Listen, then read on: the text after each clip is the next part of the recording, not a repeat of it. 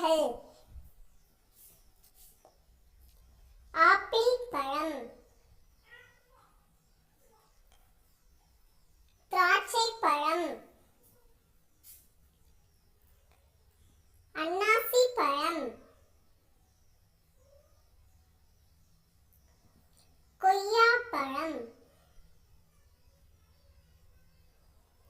வாழைப்பழம், ஆரஞ்சு பழம்,